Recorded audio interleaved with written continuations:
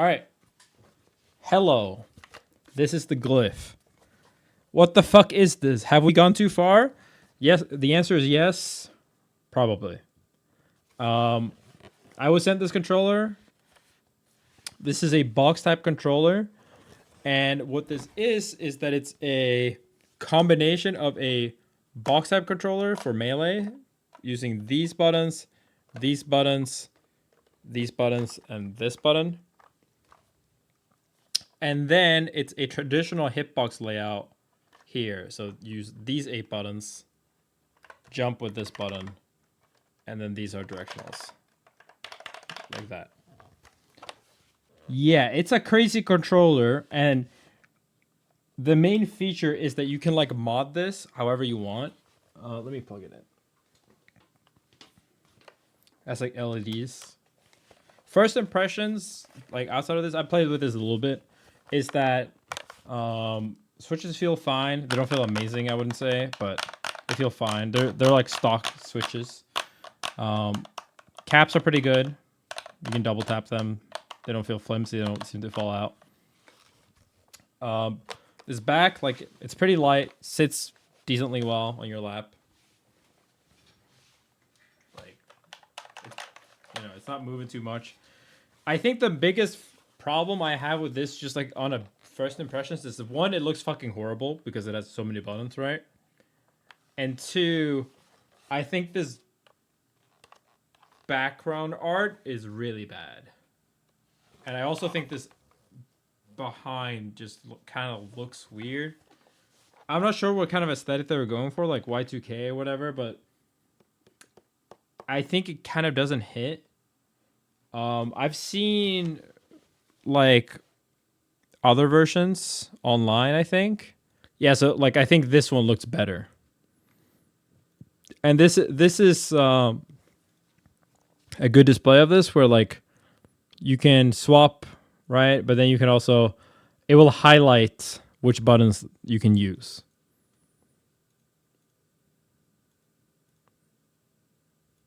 And then you can swap like which controller you use. But overall, it's pretty good. Like the build quality is not bad at all. It doesn't feel like it's gonna break. One good thing they added, and I wish more controllers manufacturers did this, is they added this little thing. This thing. Which lets you like hook the USB cord here so it doesn't move much. Because this is an issue usually where the port is the first thing that breaks. This has been an issue on frame ones where the port is literally just broken on frame ones. I think that happened for one of my boards, and I had to get a whole new replacement board, which is apparently easier for this. I'm not going to review the internal and stuff like that. Other people are nerdier for more than that. I'm going to focus mostly on playing on it and like how it feels on the software. So on the base level, I can say this. I think this idea is cool, really cool, and for literally me, it could actually be very nice to be able to run 2 different layouts, right? Because I'm one of the best Smash players in the world. I'm one of the best Guilty Gear players in the world. Like this is a product that should be very targeted towards me, theoretically, right? So I think I'm a pretty good person to reviewing it. Like the software being a little buggy is fine. I don't give a shit about that. Okay, so now if you press these 2, then these are different modes. Like I think this one is like melee, and this one uses split FGC, and then this one uses another one. Shit like that. And I think that's cool. I don't know if I have fucked something up, but I could not figure out this very easily at all. I read the documentary and stuff like that, and just instantly it felt kind of bad to like, I have to plug it in while holding like these 2 buttons to start it in platform fighter mode. And then like, or is it these 2 buttons? And like, to me, there should very clearly be a switch here that says something about that, or it should be written here under, like on the art, whatever. I just don't think this is a particularly good way of selecting what firmware you're going to use. Like holding down these tiny buttons that there are 7 of that are all unmarked.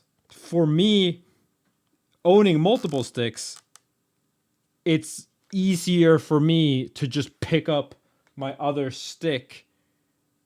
Like I have a frame 1 here, right? And I can just pick this one up, plug it in, and then I can pick this one up and plug that in. Rather than like plug in a different controller, right? Or like remember the button holds and everything like that. Now this is probably like a little privileged since I have these controls from before. Maybe my perspective would be different if I started with it, right? Like I think this is probably a great value controller. Additionally, it's kind of the same thing where it came with this really nice case, and these have layouts for other controllers. So you can actually unscrew the top part, and then it shows here which layout it's going to be. And you just like take away some of the buttons and then put it here. They also provided some keycaps that like let you keep the same layout, but like you have blanks in essentially, so that it would play like this, like standard mainline one. And I think that's really cool. Again, this is not whether or not I think it's a optimal product to buy. It is a very good one, for sure. It's more that like, if you already have everything you need, is this a must buy? Probably not, if that makes sense. But if you're fighting it, if you're someone who is looking into buying a good box controller and you want to maybe be able to other fighting games, you might want to have the most customizable one, because that's something for me that I would like. I actually think it's really interesting that you can have, like, see how this button's bigger than the others? That you can have a big button for that, right? You can have more modifiers, for example. You can use WASD layout. You can customize the spacing on this. I have really big hands, so maybe I want to move some. I think all of that, this controller is just the best out of any of those. But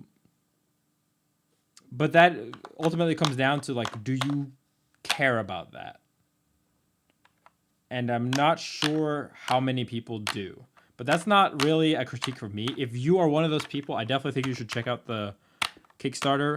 I think it does seem like a really cool product, and like the value is really cool. I'm gonna try playing on it and see if there's anything more. The buttons all feel good. Like there's nothing wrong with the controller to the point where it's more just like, does this fill a niche that we need? And I guess the Kickstarter is successful, so I guess the answer of that is yes. Yeah, you can. Yeah, so you can also buy, as Crane is saying, Crane is one of the developers. You can also buy it with less buttons.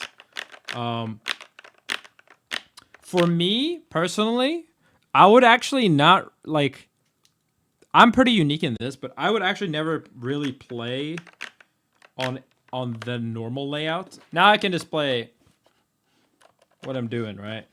So for me, I would actually never play on a layout like this. I actually prefer playing on a regular one, which is like what? 7 plus, what is the regular one? Oh. Yeah, the melee one. No, this is a split one. So this is also FGC, like left, down, right, up, up. I think I would probably play on this one and then bind some of the more buttons like this, like this, like this, like this. And I do think it's cool that you can like make an actual custom layout that perfectly fits your hands. Because for me, I would add this button so I could use my pinky for another button. I would add these buttons, like maybe one of this, so my thumb can not only jump, but also press like FD maybe. force drive impact for something else, and then same thing here, so that you don't put all your focus on these buttons, because that is an issue, right, with fighting games where like there's 8 buttons but you have 4 fingers, and sure, you know, you could just move your pinky to another pinky, but that has the row switching issue, whereas sometimes it's easier to just make your thumb do the movement, like hover your thumb and then be like, okay, I'm pressing this. Yeah, on the average hitbox controller, the one that has this layout, pinkies are underutilized, I would say, like this one especially, and then one of your thumbs is underutilized. Generally the right one. And yeah, it has been a really big thing that people want more buttons for. People want way more buttons for Street Fighter 6 and many other games. So I think it does feel a really cool function for that. That would be my main thing. I would want a controller layout that does both. But for me personally, I'm probably fine just having less buttons, right? What is it? Like, I would probably be fine with this. I think this is all I'd ever need, right? I think this is enough. And I don't mind playing fighting games on this type of layouts. But I think it's cool that you could potentially have one controller that does all these things. And like, if I ever wanted to change, remove buttons, stuff like that, change the size of the buttons, I think that's actually the main feature I would want. Like, maybe I would want A to be bigger than the other buttons. For fighting games, like, the up button should probably be bigger than these other buttons. I would want to remove this button, right? And that's really cool, but I don't see any, like, I get that this is probably a marketing thing, but like, this default layout, I do not see the value in. Where like, you have all of these buttons. Because for me, kind of, like, when I play, I have my hands like this, and let me light them up. Like, it's kind of, it's just so many buttons everywhere that like my hand is almost putting on here. And I know a lot of people rest their hands. So you kind of like, you might like be moving rows and like hitting them. So you would need covers for these anyway to make sure they're not being annoying. And I think when you get to the level where you need you need to unplug this and then like put these buttons away. At that point, it is now a much bigger hassle to switch layout than to pick up another box. However, if the price is competitive enough, then maybe it is worth it for some people. Or maybe for some people just for the consistency. But yeah, for me, that it means basically I would just play this layout and just get used to playing like this for every game. I would change the bindings so that, you know, it's different, but I wouldn't really be using buttons like this. That's also due to a general preference where I don't really like the buttons being so close. But that could obviously change. Accidental wrist presses. So, like, these buttons are not bound when you use the metal ones. You're not accidentally activating anything, but it just feels crowded, you know? If you're one of these people that, like, can't type on keyboards without looking down, you would probably sometimes place your hand on the wrong buttons. Like, on a regular hitbox with just 8 regular buttons, you can kind of just, like, move your hand and then you will feel the buttons and you will naturally land to them. If you do that, like, you might go one row to the right because there's, you know, 16 buttons here or 14. I will say, though, as someone who wanted to use Frame 1 for... I have wanted to use Frame 1 for fighting games for a long time. I still don't think the support is even remotely there for Brookboard after all this time. So I cannot recommend someone buying a Frame 1 for playing a regular fighting game. It still does not work well. Having to use this is kind of whack, but I don't think there's a legal way to make it supported otherwise. I'd be curious to know the lag testing. I'd assume it's fine, but I heard it's not very noticeable, but it's probably not, it's not as good as having a perfect board, I think. One cool thing is that it came with all these different plugins you can use for SNES, N64. So if you're a retro gamer, it seems really cool that you get all these supports. Here's some of the extra buttons that came with. The extra switches and extra button caps.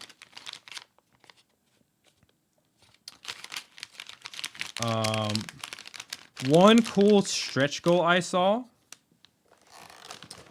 that I actually think is one of the coolest things I've seen yet. Which I might honestly use for like other type of similar controllers if they could fit it.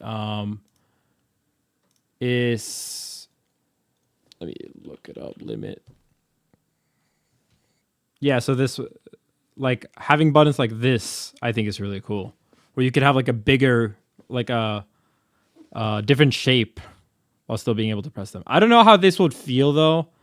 I hope they feel good even when you press the bottom here. But, you know, I can't know that. I think the controller looks in general much better whenever I see it with not this type of layout, like not the default one. So that's not really a criticism to say don't support the Kickstarter. This is more of a team. You should probably make other colorways default because I think it will sell better. If that makes sense. Like, and I think people will really appreciate even just having this darker layout. I think for the average person will just look better. It also, I think the like whole LED function of like having the active buttons light up, I think just works way better when it's not all white. Because there's bigger contrast, right? Okay, let's play. Yeah, so right now it's just a box. I'm assuming that all the new software is going to work. Everything works. If I press the middle buttons, like these don't do anything.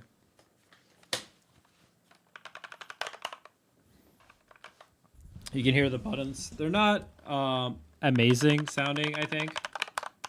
But I wouldn't say that anyone is really going to care either. Realistically, like, unless you're a huge keyboard nerd, you're probably not giving that much of a shit. It's not fine. Probably better than most, like, Snackbox and Hitbox, stuff like that.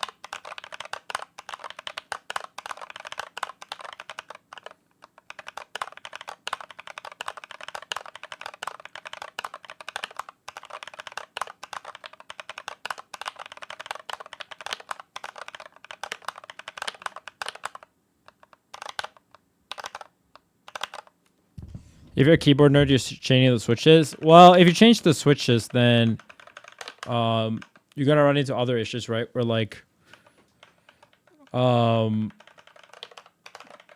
they might not be as fast and shit like that. Oh, so 3D printed on the Proto, so it might sound better on the final version.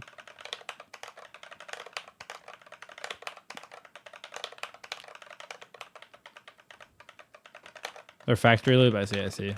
Yeah, like these all feel fine. I really don't have any complaints with how this feels to play on. Let me try a little bit of swapping it back and see how fast it is. So I'm gonna boot up Street Fighter 6, and then we'll swap layouts. Let's see if it works right away. It seems to work. That is pretty cool, though. That is a cool feeling when now that it did work.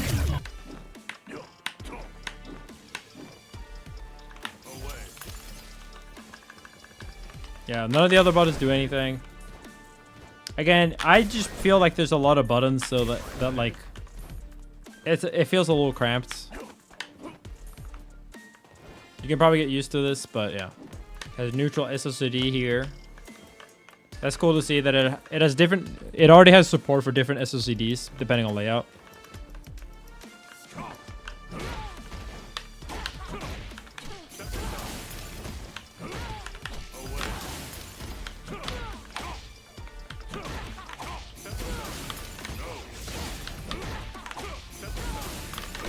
I mean, there's not too much to do here. Let me try the different layout. This one's split.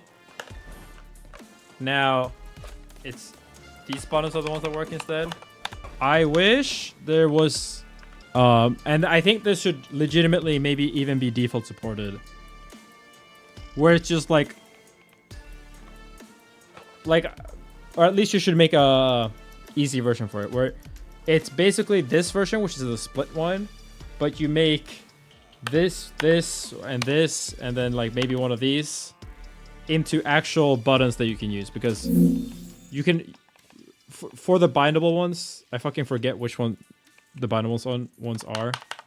Okay, you have either this layout, you naturally have your hand here anyway, so that one should be a button. You naturally have your hand here anyway, so these two could be buttons. And then you could have these two be buttons or something, or these two. Probably these two. Like whichever one you want, but like, you feel me? Because I already have my hand like this. My pinky's already on this button anyway. I might as well be able to bind it. And then for this one, if you hold your hand like this, then it's pretty easy to go hit an extra button. In general though, like for me, I would probably be putting extra buttons here. Like I want my right thumb like this to have another button here. It's kind of similar to how you use it with the other one. And for the same reason, wait, which one's the split one? For this one, it's absolutely trolling that these buttons, or this button, maybe even those buttons, but like especially, I think the default layout should be like this button, that button, and then maybe this button or something are boundable. I think it's like R3, L3, and touchpad. I think those are all you can bind. Like I think it's 3 extra. On this one, I have this extra and this extra, but there is actually one extra button I think you can use, which is touchpad, which is here. So you could actually have another button here. So my ideal layout, actually, by the way, if you're curious about mine, is this layout, except you have another button down here, and then another button down here, and you take away this button. That is my ideal layout. If you're asking for like an optimal fighting game only layout that I would want made for this one. Because like I'm serious enough to where like if I actually swap to a Glyph, I would actually probably just have 2 controllers, and then I could just swap between those, because there is a slight advantage to actually having your right thumb be able to hit the same button, I think, depending on the legality of it. I could also just play it on the default one, but then I would probably want to remove some of these extra buttons. But yeah, I think that's going to be it for now. I think seems very promising. I'm not going to say that it's amazing yet, but like I could easily see it become great. It's already been funded, so if you want to check it out, link the Kickstarter. All right, let's go look at the costs. All right, so if you just want the FGC one and the Arctic White, that is $259. The split one is $259, and you can wait. Does this one include? No, wait. Okay, yeah. Platform fighter is $259. This is what I'd recommend most people get. And then if you want to play fighting games, you could just play fighting games on this one. I guess that is something. I don't know if you have support for that, but like, yeah, just making a layout that even if you have this put on, you should be able to swap and play fighting games on it effortlessly. But yeah, I guess that's the split FGC one. Never mind, I'm done.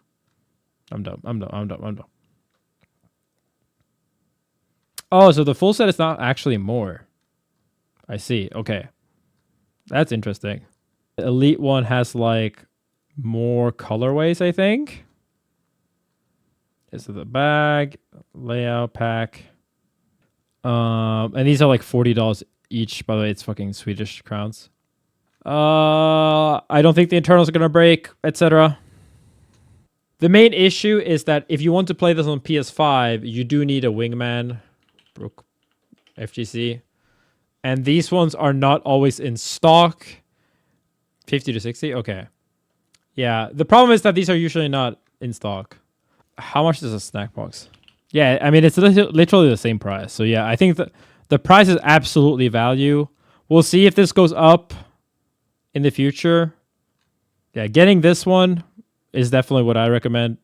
Like $259 for this is crazy value. Because you can play other fighting games on it too. I think that if you go to tournaments, the problem with this one, like, okay, so this one is cheaper if you're going to a lot of tournaments since you don't need the Brook board. You don't need this thing. But I think playing on this is just not a great experience if you're not playing at home anyway. Because the problem is I mean, this is dependent for each person, but it's just very thin. And I love the Snackbox. It's such a cool product. It's so minimalistic, and like I think for a lot of people it is a really good product. But for tournaments, it's just too thin, and you can't really put it on your lap and like have a good height and have it stable. And obviously, it doesn't have any extra buttons. What I wanted was to basically use a regular fighting game layout, and then you could just add extra buttons. So you would like play with this one, then have this button, like up can be here, right? And then you can have this button be useful, and then this button be another one, and then this button to the left, so that your pinky. All right, that's gonna be it for me. I need sleep. I can take my dog out before sleep, actually. Shoutouts to them for sending me this. I will keep it forever. I don't need it, but I will. I'll probably try some more with it tomorrow.